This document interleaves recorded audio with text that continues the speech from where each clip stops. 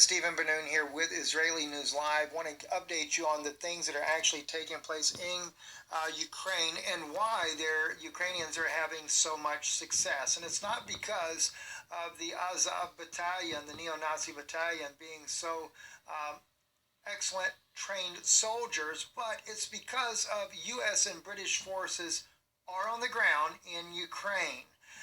The Al Arabiya News was reporting earlier that the Russians has largely ceded its gains near Kharkiv, and many of the withdrawing Russian soldiers have exited Ukraine, moving over the border back into Russia, a senior U.S. military official said on Monday. As it pulls back, the United States has seen anecdotal reports of Russian forces abandoning their equipment, which could be indicative of Russians' deorganized command and control, the U.S. military official said, speaking on condition of anonymity.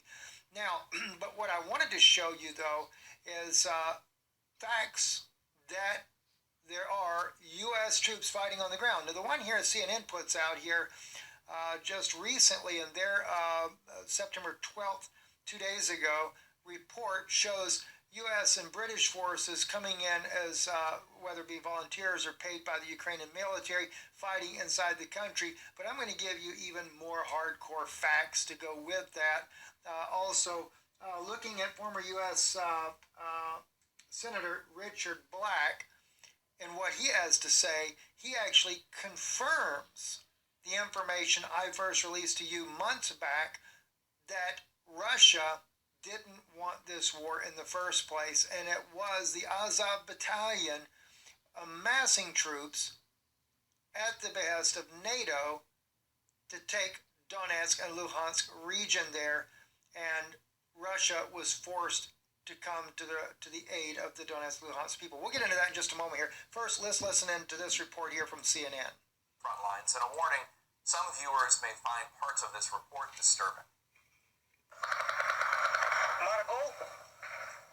Go, go, go! No panic, no panic! This normal. Among the most forward troops in Ukraine's latest counter-offensive, this really is normal. When the crunch of incoming artillery is this intense, casualties in this reconnaissance unit, which includes 3 foreigners, are inevitable. Mark Ayres of Britain was lightly wounded on day 1 of the offensive. On day 2, he was more seriously injured in the leg by artillery alongside Michael Zaffer, a former US Marine from Kansas. He was hit in the hand, stomach, and head. They joined Ukraine's army together, but met fighting ISIS in Syria. Zaffer is the former US Marine's Kurdish code name. I am fine, go. As Recce troops, they've been the tip of Ukraine's attacks on its southern front in the fight to recapture Kherson. And then I just remember looking up to my left and then pop. Couldn't see anything for a bit. Everything looked the same. Everything came to. Looked at my left, looked fine. Looked at my right. Okay, I'm there. All right, to the hole. It's going to be a slow, grinding fight, they say, whatever the claims of Ukraine's government. This counteroffensive is being billed. That's just to give you some of the information that CNN is putting out there about that. But the fact is, we have U.S. involvement far more than what we realize. I know that one source that I have from Washington had said to me that the CIA was using subcontractors working inside of Ukraine quite a bit, and that's been going on now for, well, gosh, since the war began, or not long after it began. But this clip right here, notice what he says. Victor Kovalenko put this out. Mom, I am okay. I want to show you something. Behind me is Izium city area. Oh, wow, look, this is an A-10 Warthog, another one. Here is the Lend-Lease. This happy Ukrainian soldier video selfie is the first ever, to my memory, evidence of a U.S. A-10 Warthog in Ukraine. So who's flying those Warthogs is my question here. I'm going to share with you the clip of that. Привіт. Я в порядку. Хочу показати тобі дивовижний краєвид.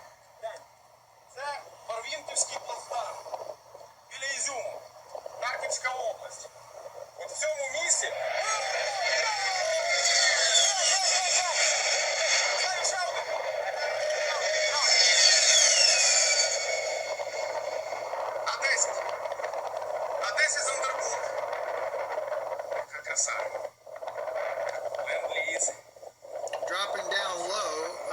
videos show. It doesn't show them actually doing the attack or what they are going to do there, but we do know that to give you an idea of what the A-10 Warthog does, here's one in action there. Another video here showing what their capabilities are in training.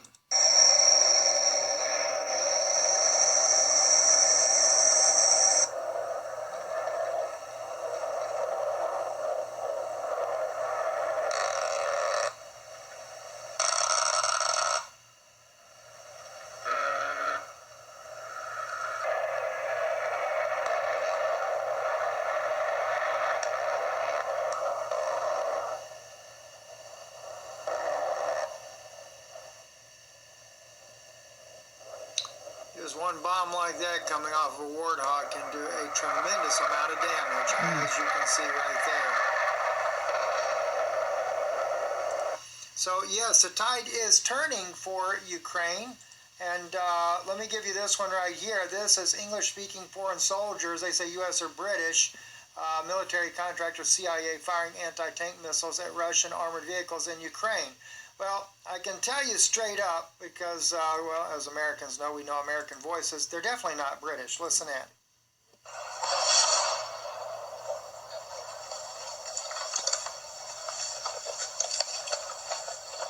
Brian, you go.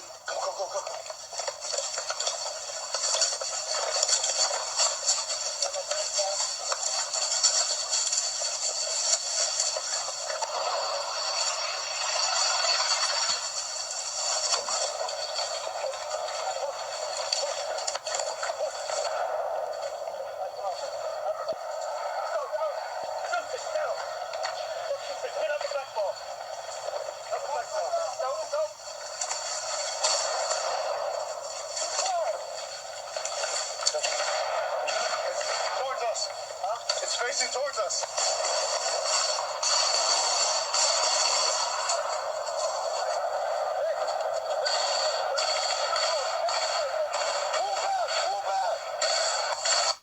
That is definitely American voices, just like we'd heard the other night when the Russians were firing in cruise missiles at the different power stations, things like that.